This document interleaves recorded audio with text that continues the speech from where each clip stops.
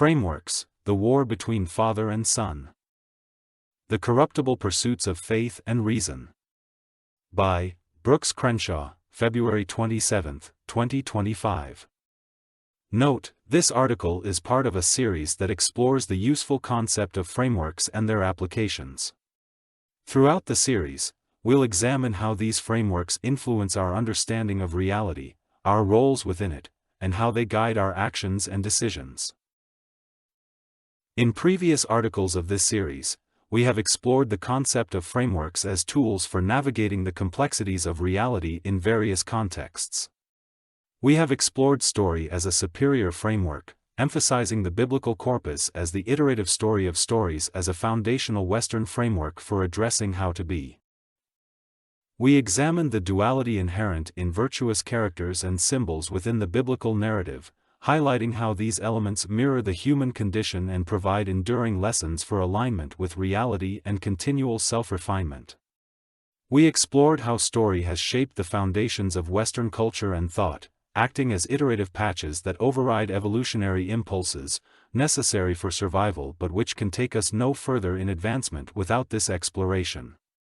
From over a millennium of iterative learning through totemic law and ritual to the profound role of duality in shaping context-dependent truths, this series has sought to uncover how story drives individual growth and societal advancement through the voluntary interplay of individuals made better by acting out the models. This is not a collectivist pursuit, it is a free and open exploration of individual conscience.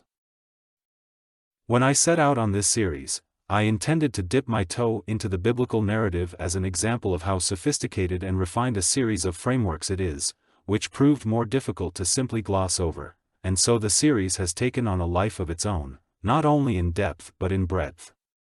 The biblical corpus will serve as a central focus for this article and the one to follow, where I will conclude the biblically centered portion in pursuit of some of the more recent frameworks that have served to further develop Western thought, from the philosophical traditions of the Greeks and Romans, many of which predate and later intersect with biblical concepts, to the Enlightenment, both French and Scottish variants, as well as frameworks that serve as guardrails in institutional design and behavioral economics.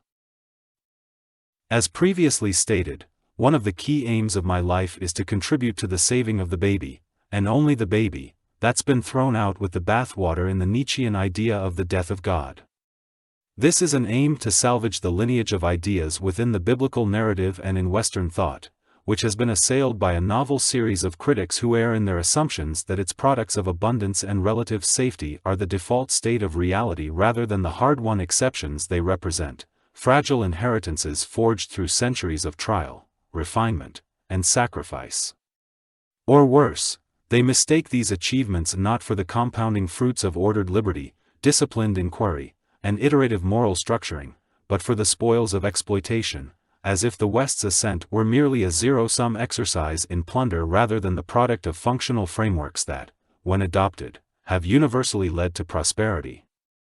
This cynical misreading not only disregards the toil required to build and sustain these structures but invites their dissolution under the pernicious notion that tearing down existing foundations will somehow yield a more just world rather than a return to the chaos from which they emerged.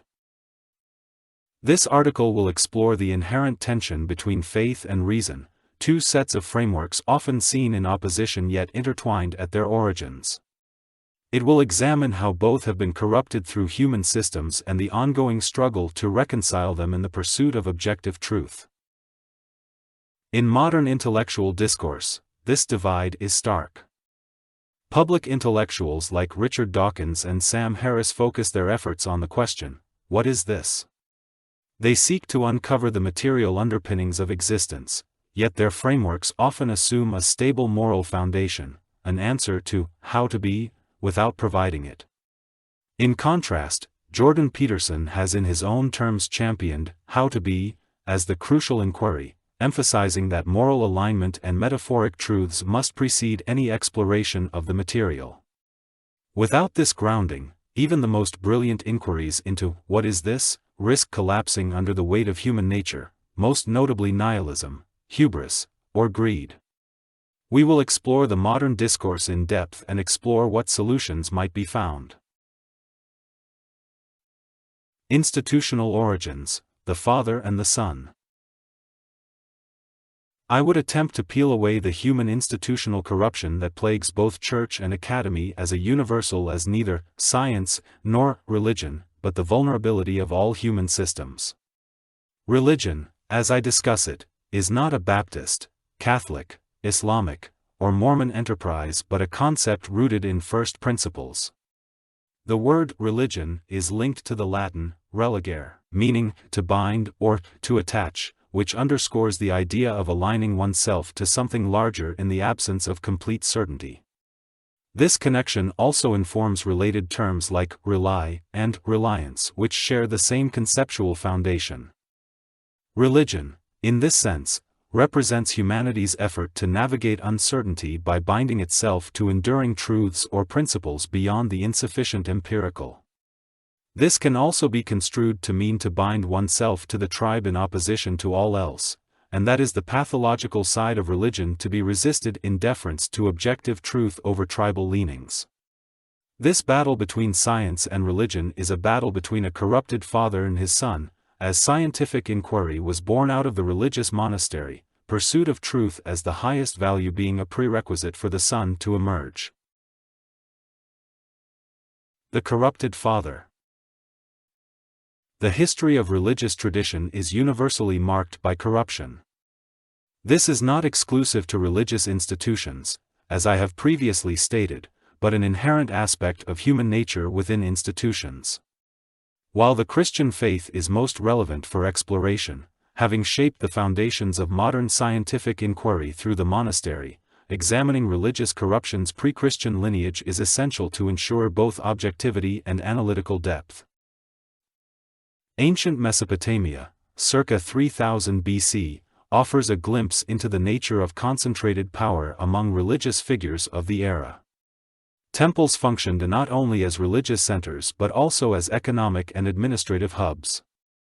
They managed agricultural production, storage, and distribution, effectively acting as banks and granaries. Priests oversaw these operations, maintaining records and engaging in transactions with ruling authorities. This centralization of power and resources inevitably led to corruption, with offerings intended for deities being misappropriated by temple officials. During the reign of Lugalanda, a Sumerian king of Lagash in the 24th century BC, records describe significant corruption and injustice against the weak, with the king and temple officials misusing properties for personal gain. Likewise, in ancient Egypt, the theocratic system positioned priests as central power figures, including the Amun cult at Thebes. Corruption within this system eventually led to the plundering of royal tombs in the necropolis of western Thebes, contributing to the region's decline and ultimately leading to unrest. A far more well-known pre-Christian example of religious corruption is found in the Second Temple period, a topic covered in previous articles. Like the Mesopotamians before them, Jewish religious leaders expanded their influence beyond the temple into the developing synagogue system, a structure shaped in part by Babylonian cultural influence on Jewish exiles. While synagogues provided centers for study and worship, the temple in Jerusalem became deeply entangled in commerce. As demonstrated in Christ's indignant purging of the temple in Matthew 21 and Mark 11, money changers and merchants, operating under the authority of the Sadducean priesthood, turned the temple into a marketplace, engaging in exploitative financial practices that strayed from its intended function, including its biblical mandate to care for the widow and the orphan. Given Christ's words of condemnation for this system, per the story, and considering he was killed for those words, his pronounced judgment in the "Woes unto the Pharisees" found in Matthew 23 and Luke 11, was particularly damning. He condemned their practice of privately manipulating widows to gain their estates, a corruption referred to as devouring widows' houses, among many other corrupt practices. The ideal figure juxtaposed to a corrupted, contorted system demonstrates a series of iterations regarding how to be and what is corrupt. In exploring universal corruption as it manifests in Christian institutions, I must explain why I struggle with the term Christian as the most faithful encapsulation of the biblical narrative. I view both testaments as Jewish books, which is culturally accurate, though the latter created a schism between literal Judaism and a metaphoric universal variant, no longer walled off to a single prototypical set of tribes. While the term Christian, Christianos, was indeed used in Acts 11 verse 26 and by Peter in his first epistle, it was originally a derogatory term applied by scoffers of Christ. It was later embraced by adherents, with figures like Ignatius of Antioch using it openly by the early 2nd century. In this sense, it resembled more modern terms like Yankee, nerd, and redneck that began as smears but were later adopted by its initial targets as a badge of identity. However, the broad institutionalization of Christianity over time led to many distortions of the message, as power structures hardened and abuses followed. The term itself is not the problem, but I remain cautious about the difference between what is written in the text and how it has been wielded by institutions. A long line of corrupt abuses in the name of Christendom over the past 2 millennia underscores the need to separate the framework from its routinely derelict stewards. From Constantine's imperial co-opting of the faith to the Puritans' theocratic excess in Salem, the history of Christian institutions is littered with the same corruption and tyranny that plague all human systems when granted unchecked power. The Donatists, crushed beneath the weight of imperial decree, saw the faith weaponized against itself for the first time on a grand scale. The Medici popes, indulgence merchants, and inquisitors followed, turning theology into statecraft and salvation into a ledger entry. The Reformation, a revolt against corruption, swiftly birthed its own. Luther's defiance against Rome soon gave way to Protestant persecutions of the Anabaptists, and later, the Puritans of New England, who, having fled religious tyranny, constructed their own. These events were not the failures of the text, but of the human element of institutions who, having inherited a powerful framework, bent it toward control. To examine these failures is not to indict Christianity itself but to recognize that when faith is fused with state power, it ceases to be faith in any meaningful sense. Many of these abuses, from inquisitions to executions, were remnants of an age where such violence was the universal language of governance, yet the Church's participation in it is no less damning. These atrocities were not uniquely religious, they were the inevitable result of monopoly, of a state that tolerated no competition, whether in doctrine or governance. The lesson is not that Christianity corrupts, but that power, when consolidated, invariably does. The priesthood, like any position of high status, has long attracted both reverence and temptation. In eras where priests were permitted to marry, many nonetheless engaged in serial adultery, a consequence of the historical hierarchical reality that women, in aggregate, sought the highest status men as a means of securing both resources and social standing. This was not merely an issue of individual moral failing but of institutional risk. As powerful priests amassed wealth and fathered children, the Church faced the destabilizing prospect of clerical dynasties, with vast estates falling to priestly heirs rather than remaining within the institution.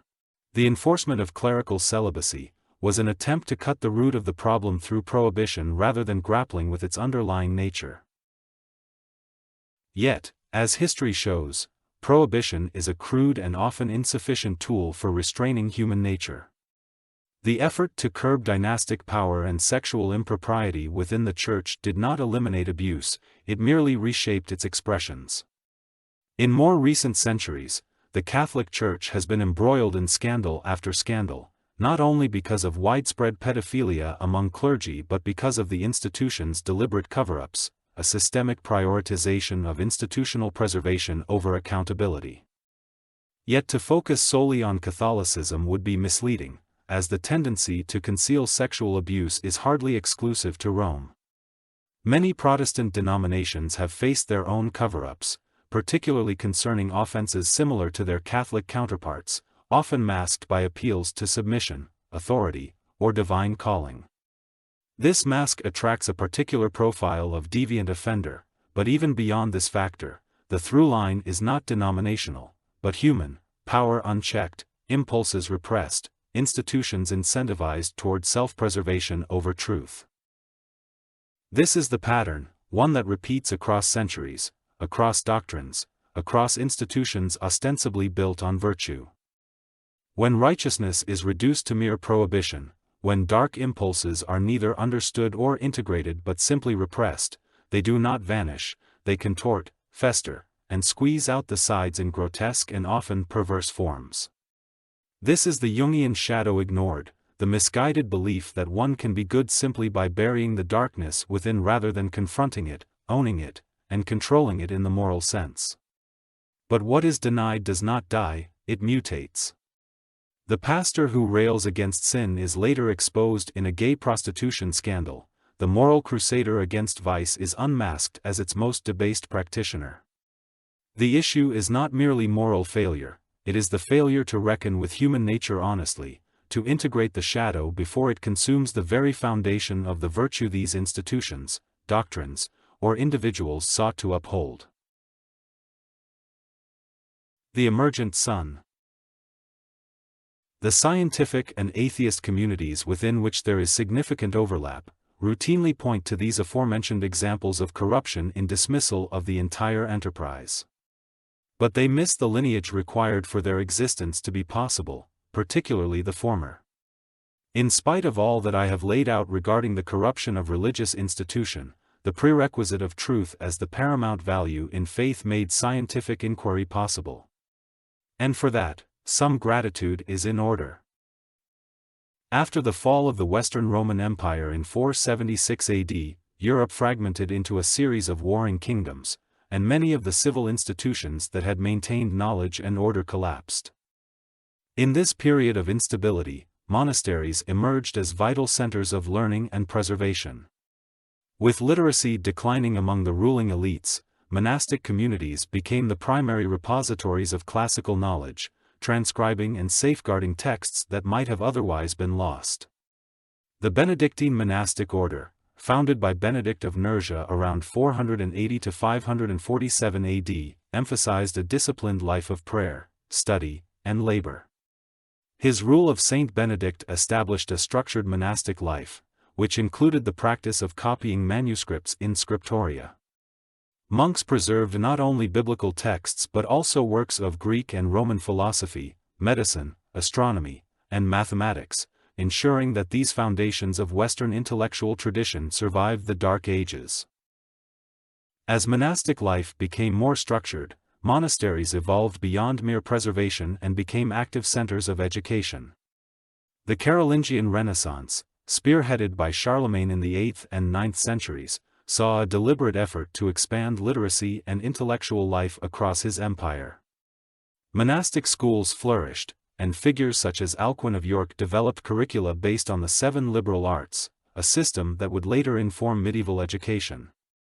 In addition to theological instruction, monks engaged in empirical observation, tracking the stars for liturgical calendars, studying plant life for medicinal use, and investigating diseases. These practices laid the groundwork for scientific inquiry in the centuries to come. By the 12th century, monastic education had given rise to cathedral schools, which were urban institutions attached to major churches. These schools, in turn, developed into the first medieval universities, marking a significant shift in the formalization of higher learning.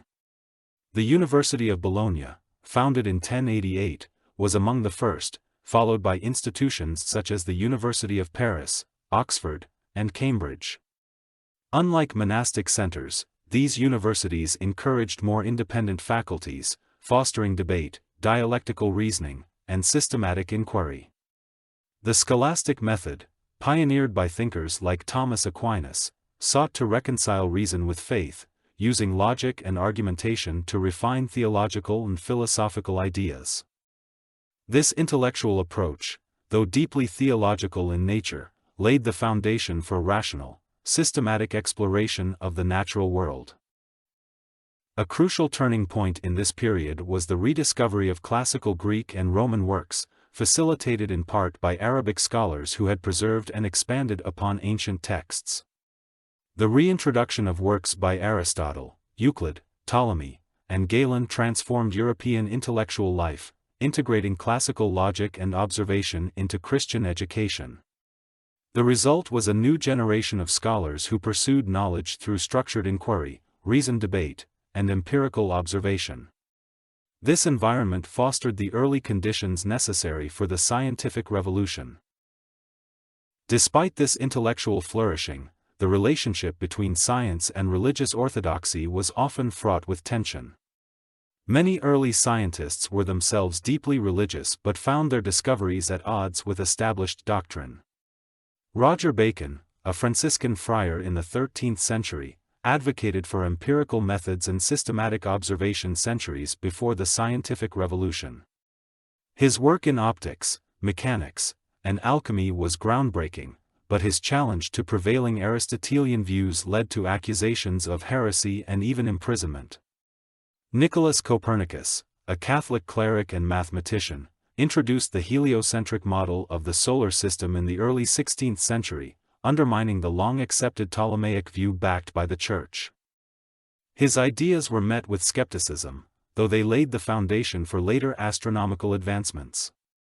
Galileo Galilei, in the early 17th century, confirmed heliocentrism through telescopic observations, directly challenging religious authorities who maintained the geocentric model. His discoveries, including the moons of Jupiter and the phases of Venus, provided empirical evidence that contradicted prevailing interpretations of Scripture. In 1616, the Roman Inquisition formally condemned his views, and in 1633, he was placed on trial and forced to recant under threat of punishment. He spent the remainder of his life under house arrest.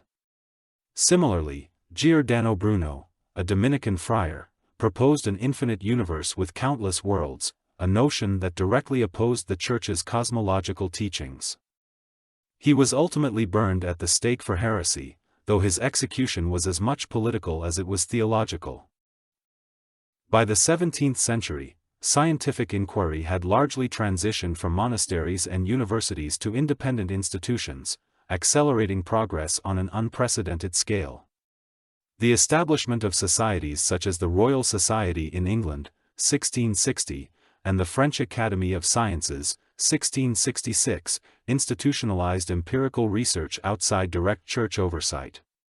The Enlightenment further distanced scientific and philosophical thought from religious doctrine, though many of its leading thinkers still operated within a Christian moral framework. The paradox of the Church's role in science is that it was both catalyst and obstacle. It preserved classical knowledge, formalized structured education, and funded intellectual pursuits, yet it also resisted discoveries that threatened established interpretations of reality. And when those institutions calcified, when they prioritized self-preservation over truth, when they lashed out at those who challenged their claims, they followed a pattern as old as power itself. How is this different from Christ before the Pharisees, from Paul before the Sanhedrin, from Luther at the Diet of Worms? The cycle repeats: the seeker stands before the institution, the reformer before the entrenched order, the man of conviction before those who would rather silence him than reconsider their own inherited assumptions.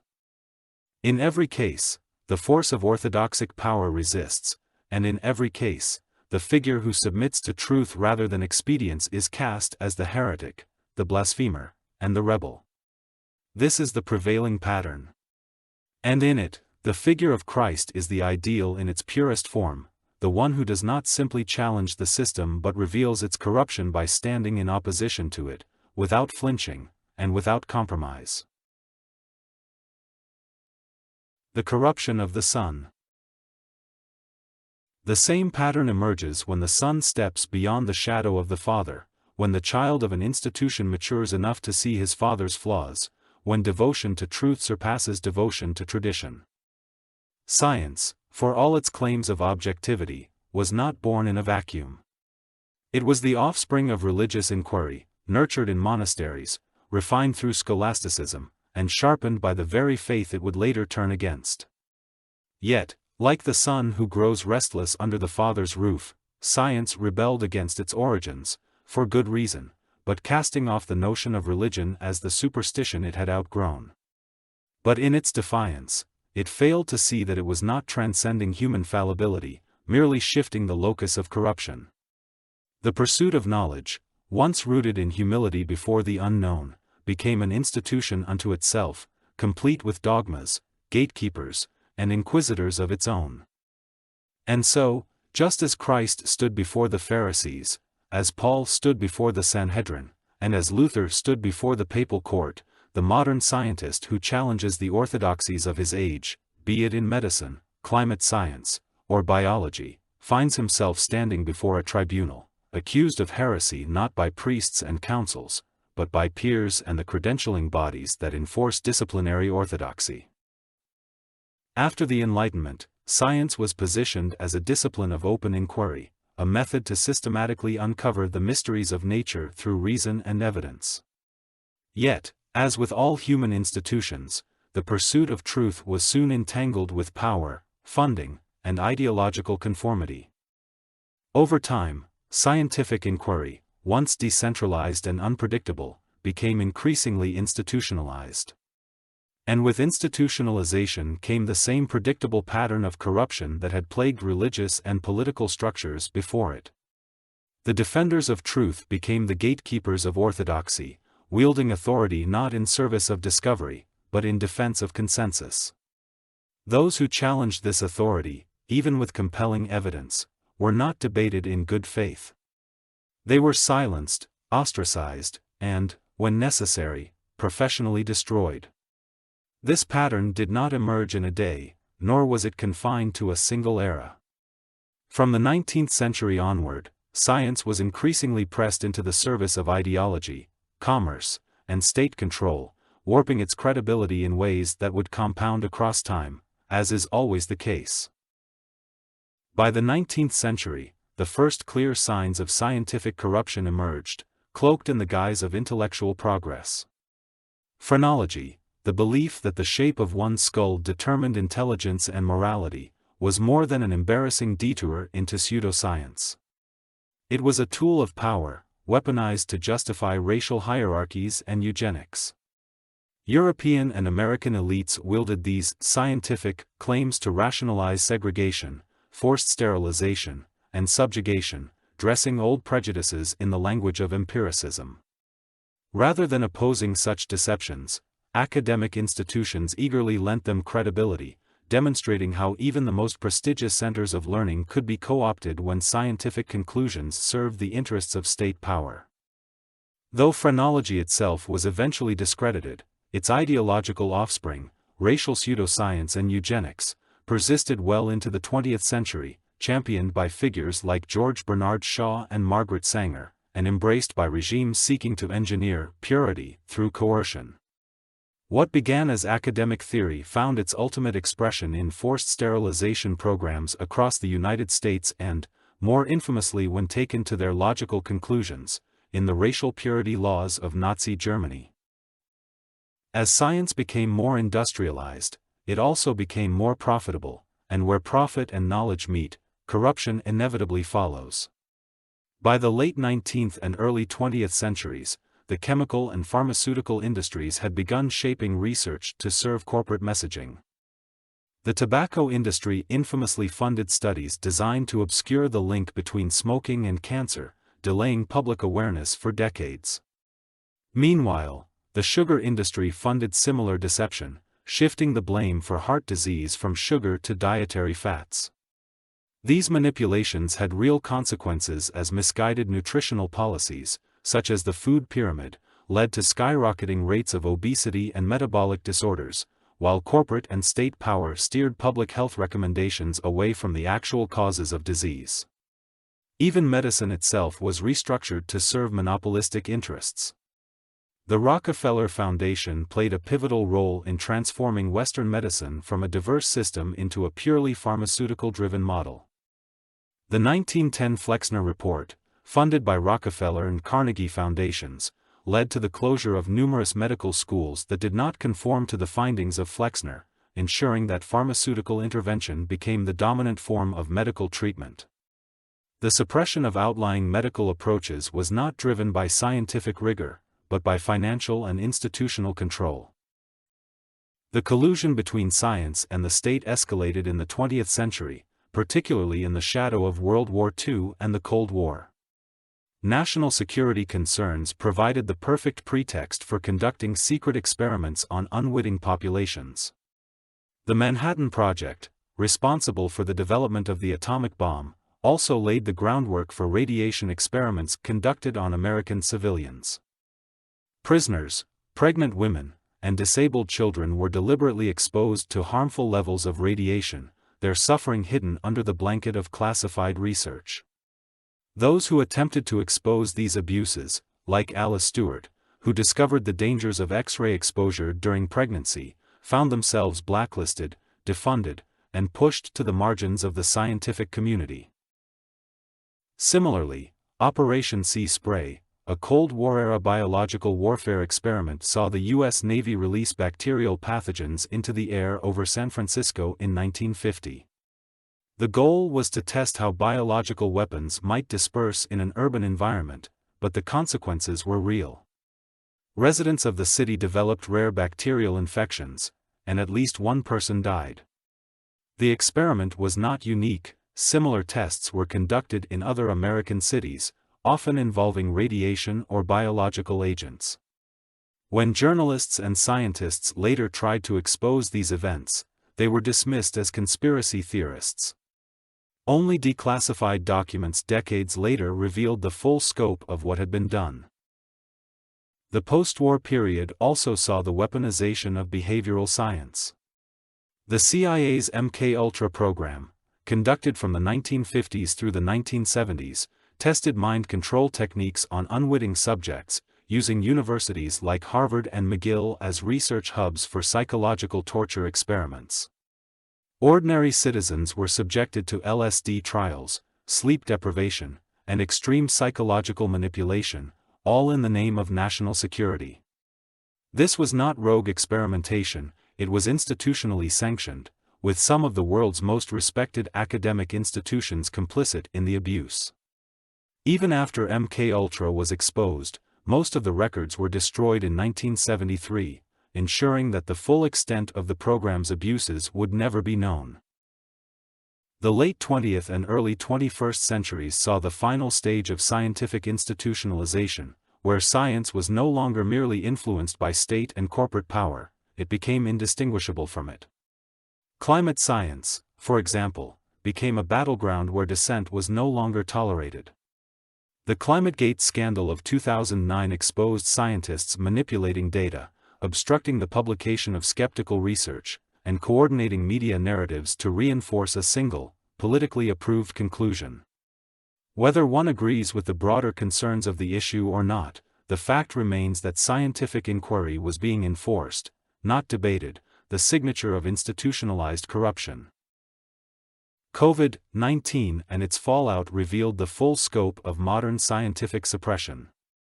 From the very beginning, the lab leak hypothesis, once dismissed as a conspiracy theory, was actively silenced, despite early private communications among virologists acknowledging its likelihood. Government health agencies worked hand-in-hand with media and social media platforms to dictate what could and could not be discussed. Scientists like Dr. Peter McCullough and Dr. Robert Malone, both with unimpeachable credentials, were censored, deplatformed, and discredited for raising questions about vaccine mandates and alternative treatments. Dr. J. Bhattacharya, co-author of the Great Barrington Declaration, which advocated for more measured pandemic policies, was secretly blacklisted by Twitter at the request of government agencies. It became clear that public health was no longer just a scientific matter, it was a political tool toward enforcing conformity, one that demanded absolute compliance. The pattern is unmistakable. Science, when properly pursued, is a method, a tool for uncovering truth. But once institutions seize control of it, once funding and career advancement become contingent upon towing the line, science ceases to be a discipline of skepticism and becomes a bureaucracy of enforced conclusions.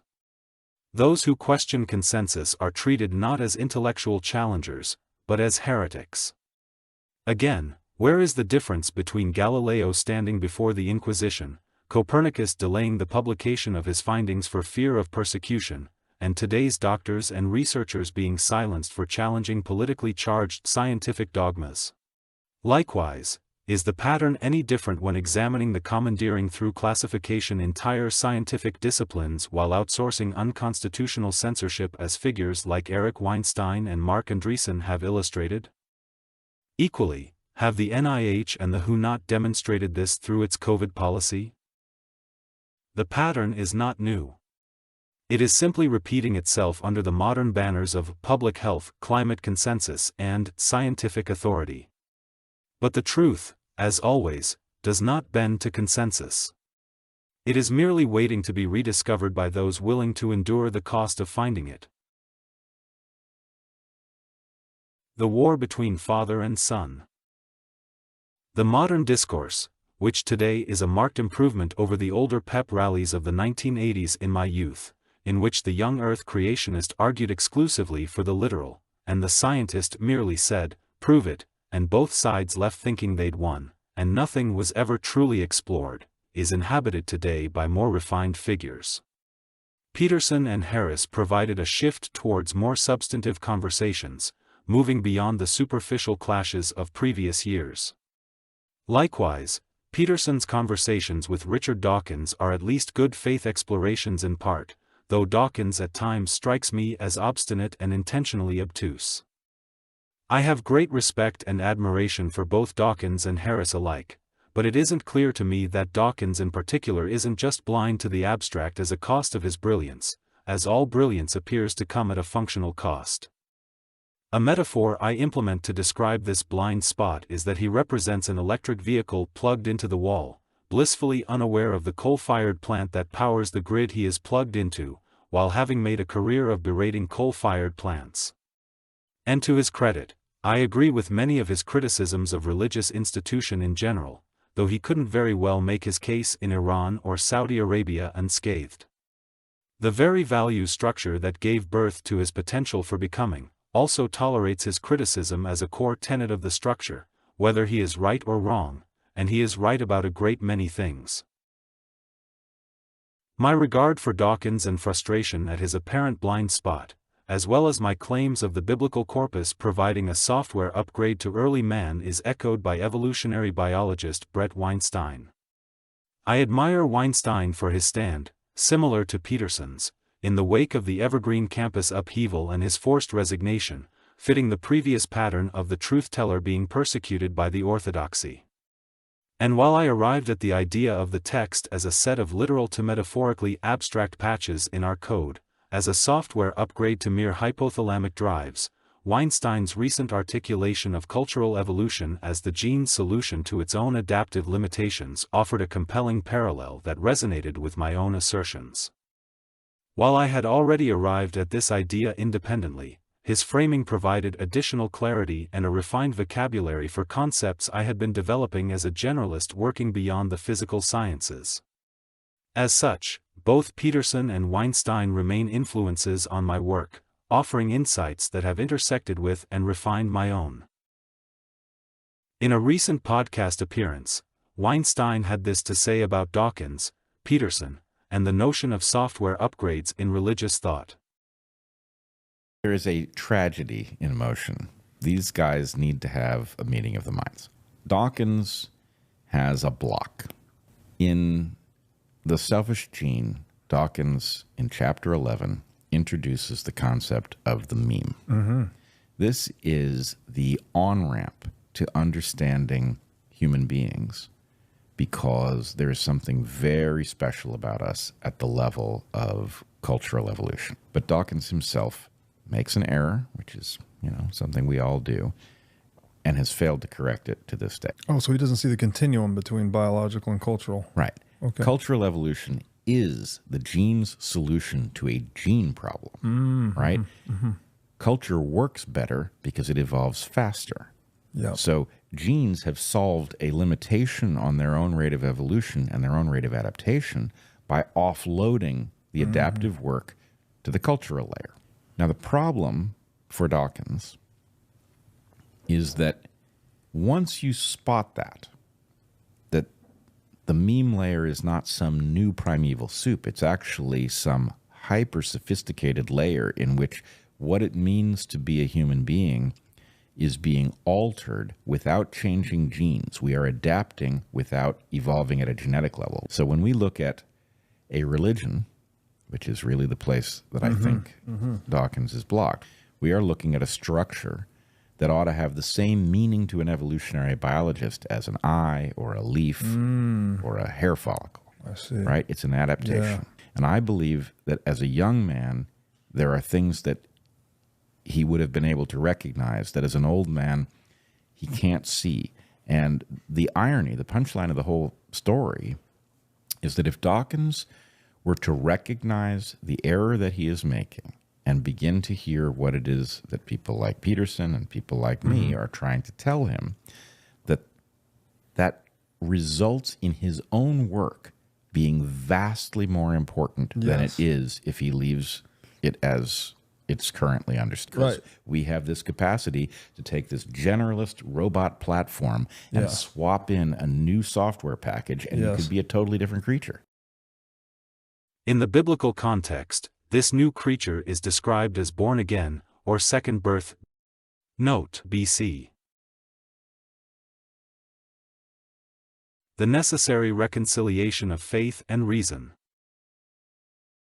Again, when I say faith here, I do not necessarily mean the structure of a Catholic or Baptist institution, in fact much to the contrary. My meaning here is that humans have a religious impulse, a circuit, that, in keeping with the root of the word, religare, again, to bind to something in the absence of certainty. And the absence of certainty abounds in human existence. This is the inescapable nature of faith, as even those who reject religious institutions still bind themselves to ideologies, scientific paradigms, or political beliefs in the absence of complete certainty. Even the most rigorous scientific minds operate with unproven assumptions, axioms taken on faith to navigate uncertainty. This is not a weakness but a recognition of our finite understanding. Science excels at answering what is this but struggles with both the why and how to be in the universal sense. The moral and metaphysical questions that define human life exist outside of materialist frameworks. Attempts to build purely rational societies, whether in the French Revolution, Soviet materialism, or technocratic utopianism, have historically ended in failure, often descending into new and particularly brutal and malevolent forms of dogma and oppression. As Nietzsche warned, when belief structures collapse, they are not replaced by pure reason but by new, often more pernicious faiths, political ideologies, utopian projects, and will-to-power narratives. Humanity has in effect attempted to leap from a rock face onto a surface the size of a postage stamp that simply will not bear its weight. Faith and reason need not be adversaries. The most enduring civilizations have balanced mythos and logos, allowing scientific progress without severing the moral foundations that sustain it. Humanity cannot exist in a vacuum of pure reason, nor can it function in blind adherence to unexamined faith. The challenge is not to choose one over the other, but to reconcile them, to recognize that scientific inquiry thrives when tethered to ethical and philosophical frameworks, and that faith must refine itself through reasoned interrogation at the individual level of conscience. If history has shown anything, it is that civilizations collapse when they forget either. In this sense, the Father and Son must be reconciled, lest we sever the lineage that has carried us this far. In the next article, I intend to explore how narratives distort across time, examining the ways in which the biblical corpus has been bent through merger, tradition, and liturgy into a rigid secondary orthodoxy. This calcification not only reshapes the original function of the text but also alienates critical thinkers, the very minds most capable of engaging with its depth and extracting its wisdom. Thanks for listening. Brooks Crenshaw is a writer, columnist, and speaker who focuses primarily on philosophy, economics, and history, particularly the importance of story. With a background as a naval special warfare intelligence professional and an economic advisor and director of research for the Commonwealth of Kentucky, he holds an MBA from Vanderbilt University. We hope you have enjoyed this audio version of the Daedalus Thread Substack publication. If you'd like to support our work and stay updated on future articles, please subscribe to the Daedalus Thread at brookscrenshaw.substack.com. And follow on Twitter X, @CrenshawActual for more insights and discussions. Thank you for listening. This has been a Daedalus Thread production. All rights reserved.